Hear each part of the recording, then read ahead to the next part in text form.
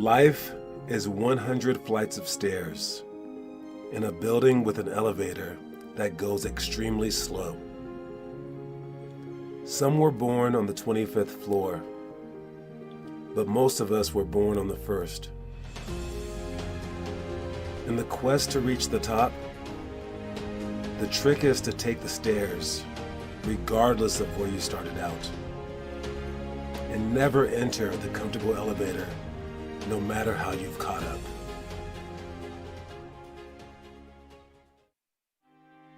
Our energy and passion is a well full of unreturnable gold of unknown depth. If this were life, we do best to spend wisely, just in case the depths were shallow. But it's a game, so dig deep and spend every piece just in case the depths are infinite. The regret of burning out early pales in comparison to having a lot left in the tank in the end.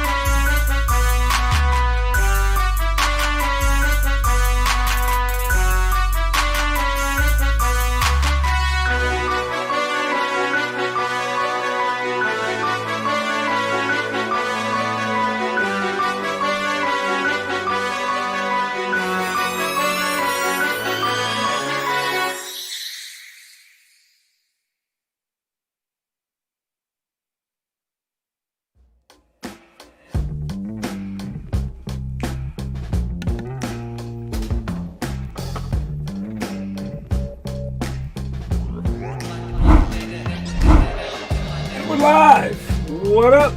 What's up?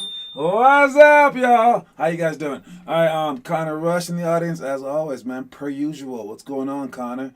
All right, hey, when you make the NBA and you become all famous, that would be so dope if you kept watching our show.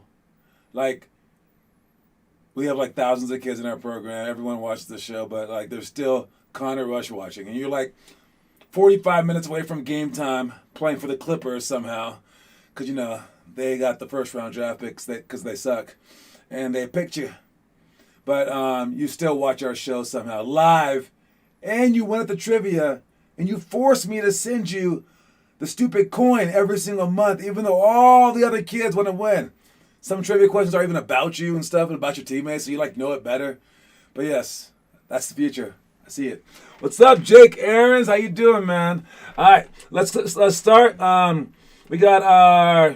What should I start with? Let's just start with the movie. All right. For the first 12 days of every month, I talk about the movie, and again, these movies should inspire you. If you keep filling yourself with fuel, even when you don't need it, you'll go far. All right, and that's a very hard thing, especially as a driver.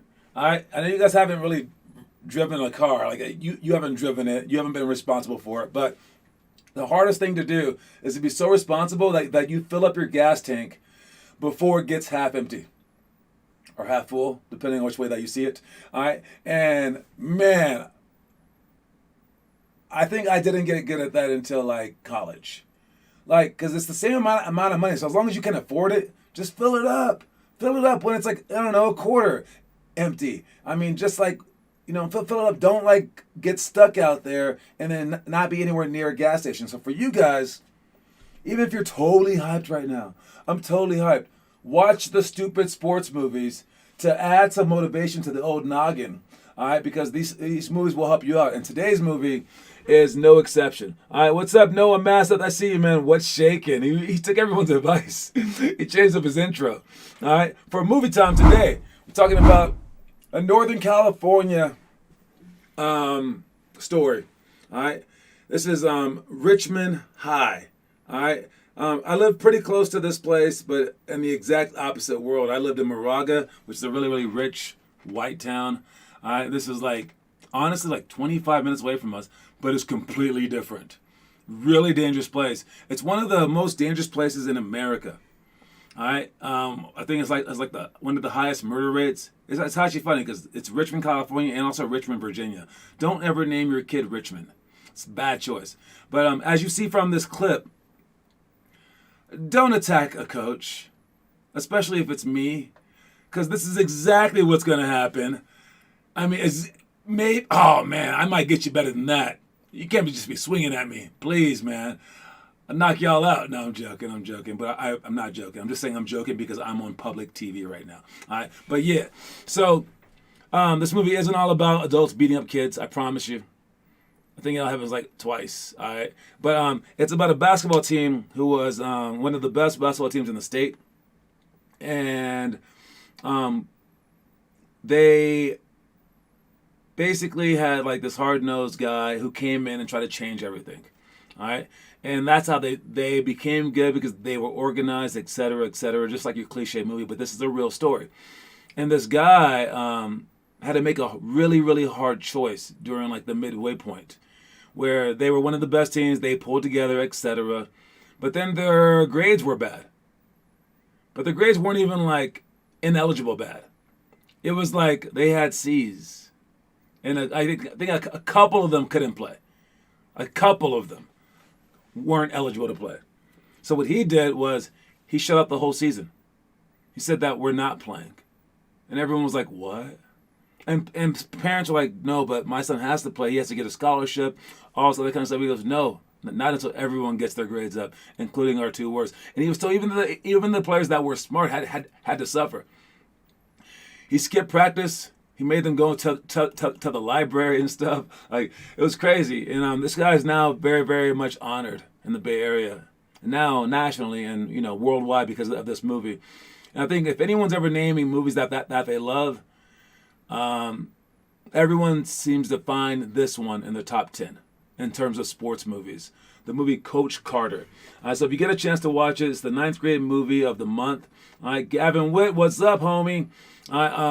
So yes, Coach Carter, starring Samuel L. Jackson. So you'll probably hear a few F-bombs.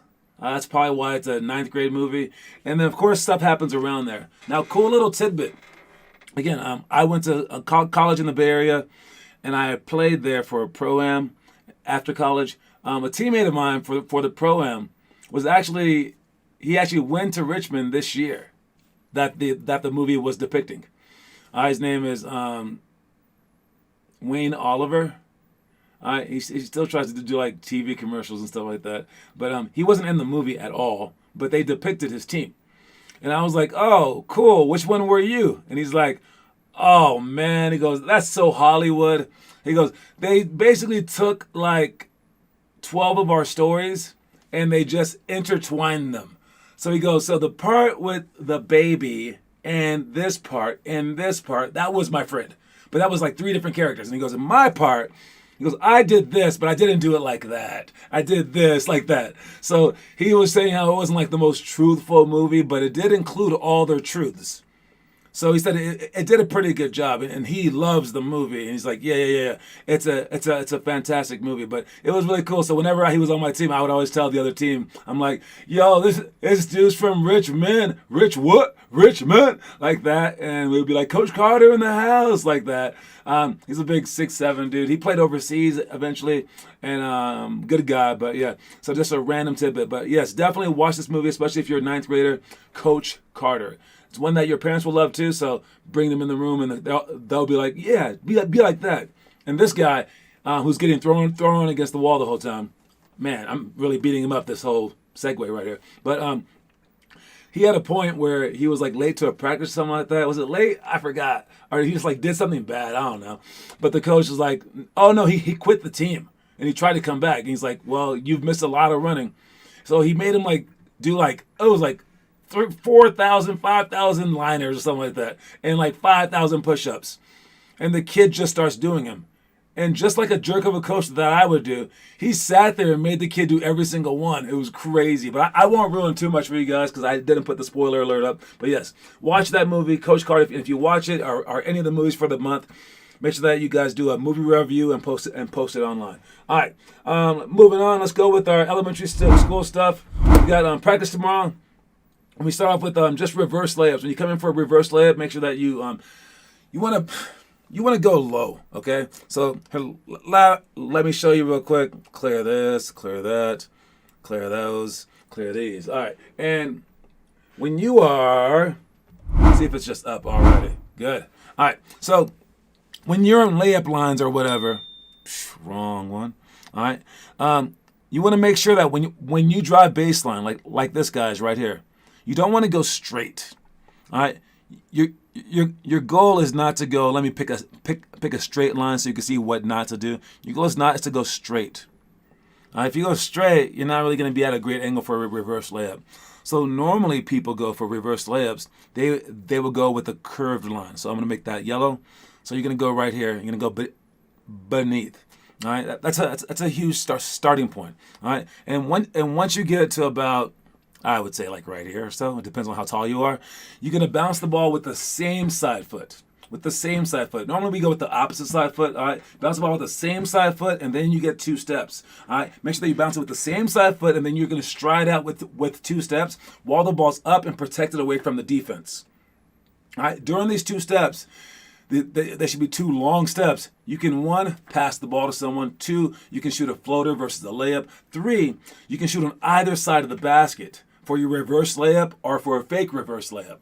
You want to make sure that you have as many options as possible with your head up, so that you can Euro step someone during these 2 steps. You can basically keep your options as wide open as possible. But again, it starts with the low, twisty motion and not going straight. So for those of you guys trying to understand a reverse layup, that's how we do it. And that's one of our warm-up things that we're going to do for the game. So get good at that. Baseline out of bounds for shots. All right, whenever we go baseline out of bounds, again, we got to make sure that we are in a box formation. All right, this is very, very simple. And for those of you guys that don't understand that, I guess I can show you what a box formation is. Jeez Louise, guys. So if the point guard's taking the ball out right here, the other 4 players are going to be here, here, here, and there. All right, and you can do anything that you want. All right, but I say read the defense. All right, so both of these guys right here can screen across for this guy to come here or there. These guys can screen up. This guy can screen like, let me see. These 2 guys can screen like this. If they go like this, and they can have that guy come off. And we're going to practice a lot of them. And I'm going to show you guys many different ways to screen, because I'm not going to tell you what to do during this time. Because I don't know if the defense is going to be guarding you like this, on the outside, on the bottom, or on the inside. I don't know if they're going to be guarding this guy at all. So if I tell you to just do a play, I don't think that's the smartest line. So I'm going to show you a whole bunch of plays, and we're going to get many shots up off of these sets. So we're going to have these people do random plays that I tell them to, but we're going to throw extra balls at the shooters. So everyone, at least all 4 people on the court, will shoot a shot each time. So what we will do, baseline out of bounds for shots. That's that drill. And then we have loose balls. Oh, man. We practiced loose balls last time. Connor sucks at it, but it's getting yourself in a position to dive for loose balls. I think it's a pretty important thing, because in the end, that tells if you want it more than the other team does. And if they get more 50-50 balls, they're going to have the more momentum. You don't want them to have that momentum. They're going to have more confidence. You don't want them to have that confidence. They're going to have more grit. You don't want them to have that grit, etc. All right, then we have press break walkthroughs, just walking through it. 49 seconds down by 3 with free throws, and then 5-on-5. This is the stuff that we are doing on, what is today? Wednesday? We will do this stuff next Tuesday. All right, the stuff that we did last Tuesday is right here with star passing. You guys did a decent job of that. Post catch, quick finish. Hopefully you guys understood that. If you have any questions about it, let me know. 3-on-3 defensive positioning. We have to understand that stuff a lot better, but we did okay. Just make sure that you are in the right position as fast as you possibly can. This is a very, very important part about basketball. All right. Then we had press break repeat. 49 seconds down by 3 with free throws and bigs versus guards. All right. To finish up, this is the stuff that we will be doing this Thursday. All right, which is the middle school stuff. All right. We have Buffalo layup drill, my most infamous. All right, and it's passing the ball ahead and then sprinting, and then catching it on the run and then passing it again. That little motion is hard to do. Even catching the ball and passing the ball ahead is hard to do, especially for small kids. We will get better at it during this. And then to finish up with the bounce pass layup, that also is hard to do. So we will do all these things, plus get in some good conditioning. Points in the pause, just a free throw game. I'll teach you guys that later.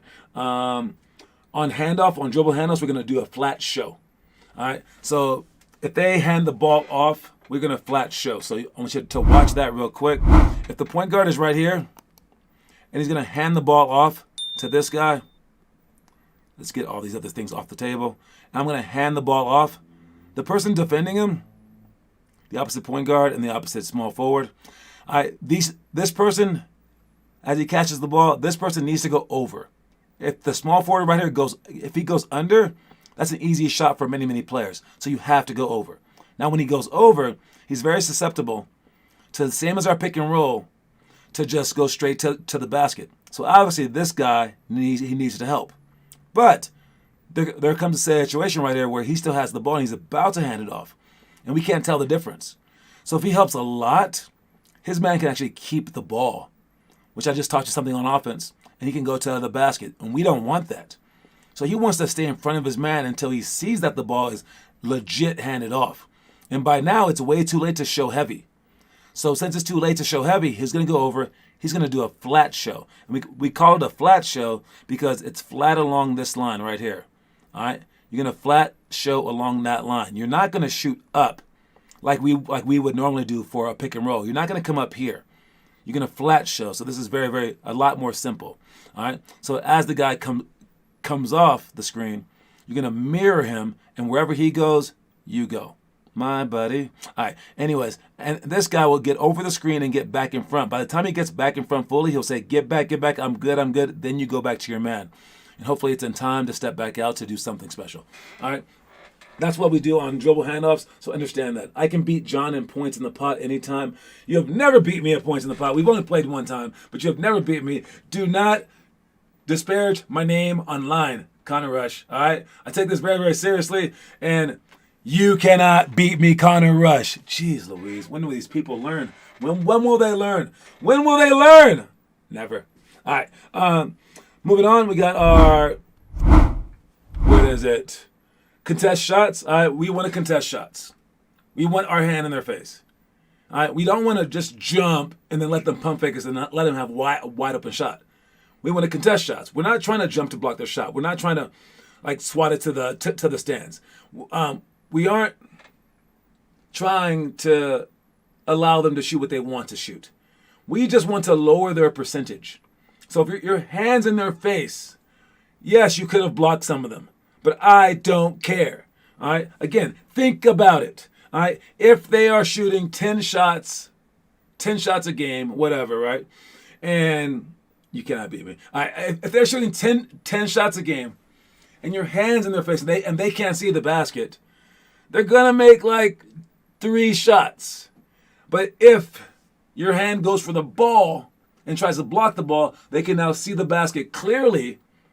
You might block the ball 1 out of 10 times, maybe 2 out of 10 times, but they have a clear vision on the basket for the other 8. You aren't scaring them. They will make a higher percentage than just making 2 of those 8.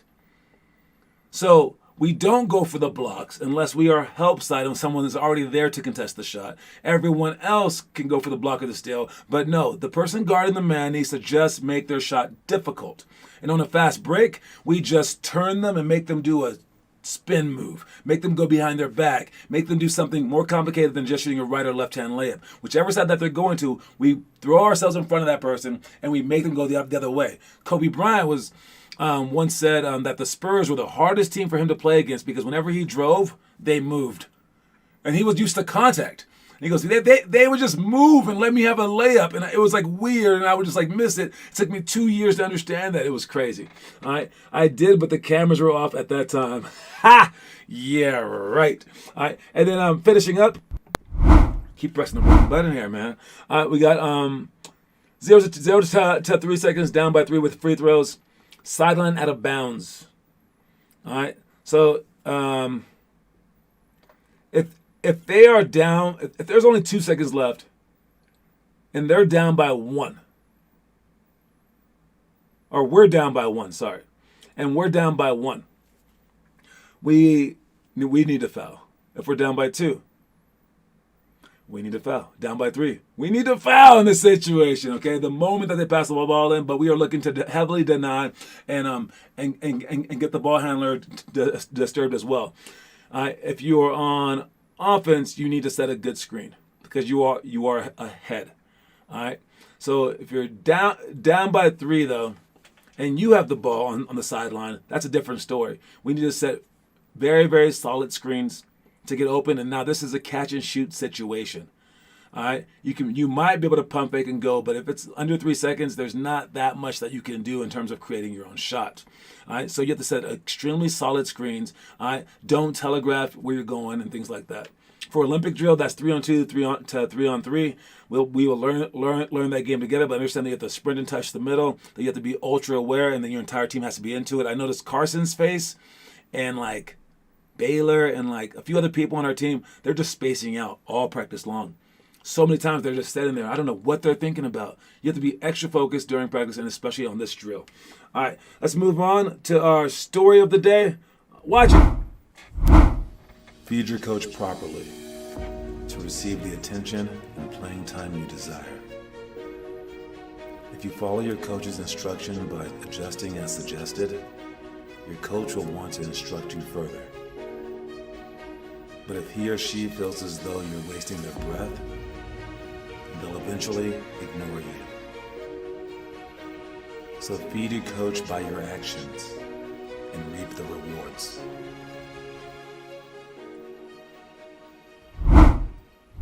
All right, that's so true. Not only of coaches, but also of like parents and like teachers and everyone else. Even like girls at school. Feed your coach properly. Feed your coach well. That means like whenever they are like, hey, you want to see something? Don't roll your eyes at them. They won't like that. All right. If you don't feed your coach won't feed you. And what you need is to be fed is playing time and opportunities on offense and defense. Okay. And if you don't feed your coach won't care. Same with your teachers.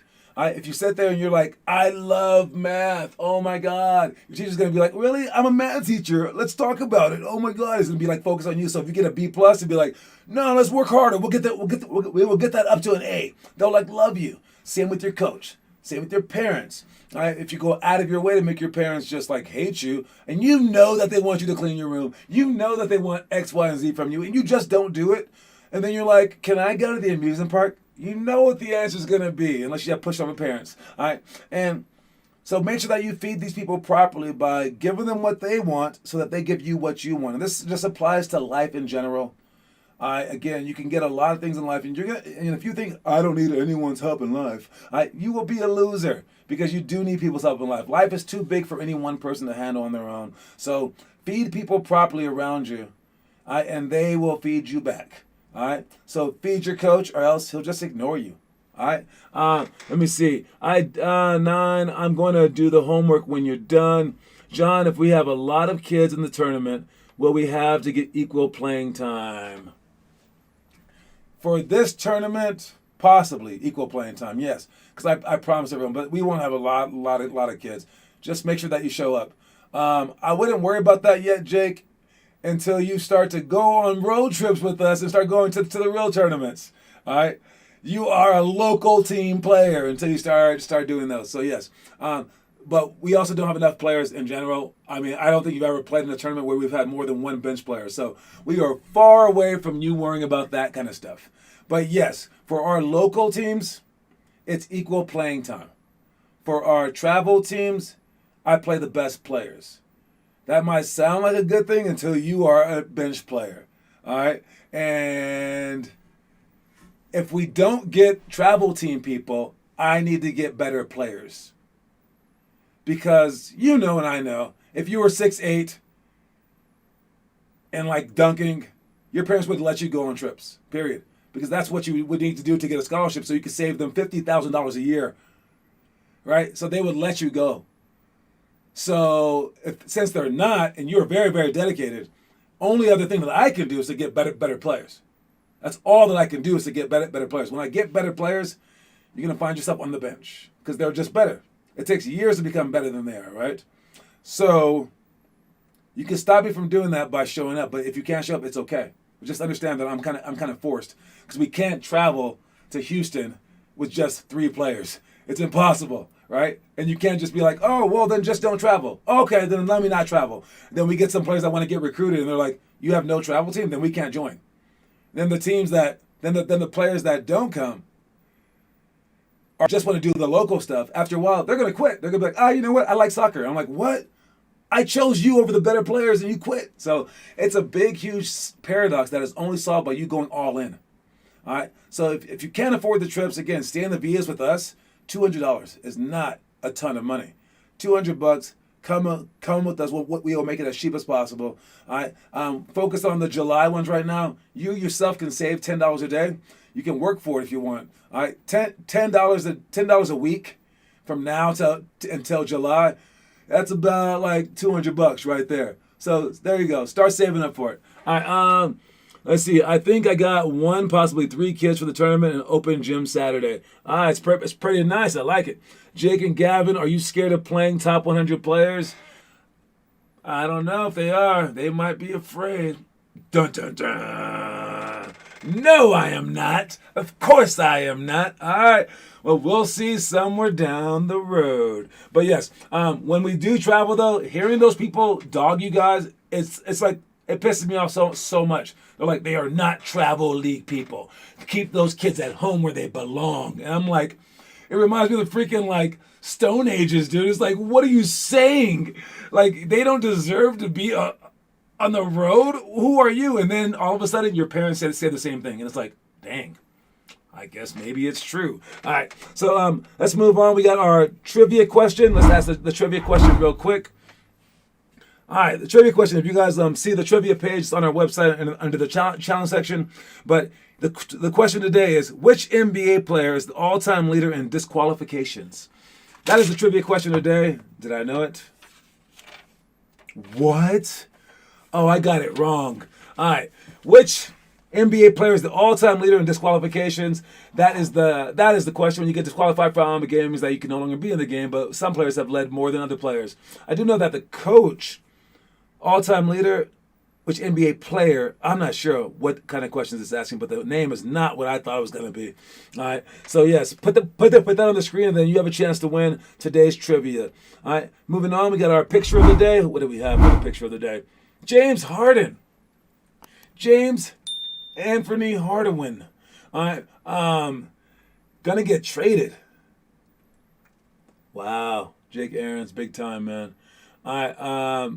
He didn't want to spell the guy's last name, though. But there you go. All right, James Harden. The answer for that trivia question, by the way, is yes, it is Vern Mickelson. Vern Mickelson. All right. And one of the first power forwards in the NBA, Mickelson was disqualified 127 times in only 699 games. He was also a Hall of Famer, a 4-time champion, and a 6-time All-Star with the Minneapolis Lakers. I would have guessed Rasheed Wallace, maybe Jerry Sloan, Dennis Rodman, Draymond Green. But yeah, it was Vern Mickelson. And Jake Aarons gets the point for the day. Great job. Great job. Bro has 29. I don't even know what that means. No. Disqualifications. He apparently has over 100. All right. So we got Jake Alberta. All right. That's a 3-2 tie now. It's Rasheed Wallace. I understand, but it says disqualifications. We can talk about that later. All right. I don't know. It's Rasheed Wallace. Google lied. I don't know. I have no idea. It's weird. All right. I thought it was Rasheed Wallace too. But maybe we'll find out what they meant later. Doesn't matter. All right. But again, James Harden might actually get traded because he's begging out now. And they might get Ben Simmons, but they're asking for more. What would your trade value be if another good team was asking for you and your trade value? Would they be like, yeah, we want him straight up? Or would they be like, oh, nah, if you're going to give up Pete over there for Connor, you got to give us Connor plus Jake plus 2 first-round draft picks. You really find out your worth during the trade deadline because James Harden they're trying to get him to Philadelphia finally. And the Nets are like, well, we want more than just Ben Simmons. We want Curry, and we want Maxey, and we want Thibault. And then Philadelphia is like, we will not give you Maxey.